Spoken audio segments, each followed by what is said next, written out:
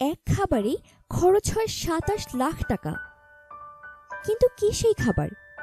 চলুন জেনে নেই ফ্রিকি নিউজে। ভিডিওটি ভালো লাগলে লাইক করতে এবং কমেন্ট করে আপনাদের মূল্যবান মতামত আমাদের সাথে শেয়ার করতে ভুলবেন না কিন্তু। শরীরের বিভিন্ন পুষ্টি পূরণে আমরা প্রতিদিনই অনেক ধরনের খাবার খেয়ে থাকি। সেই খাবারের দামই বা কত হবে?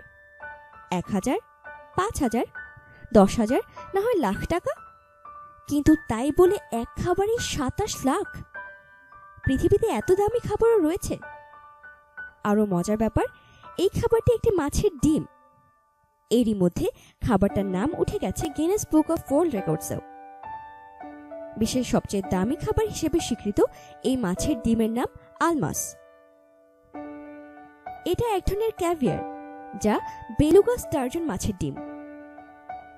ইরানের বেলুগা স্টার্জন মাছ এমনিতেই খুব দুষ্প্রাপ্য, আর আলপিনো আলমাস নামক বেলুগা আরও বেশি দুষ্প্রাপ্য। তাও আবার যেন তেন আলপিনো আলমাস মাছ নয়, মাছটার বয়স হতে হয় ৬০ থেকে ১০০ বছর।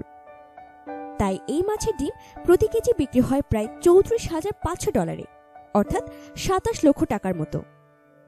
কখনো আবার এর চেয়েও বেশি মূল্যে।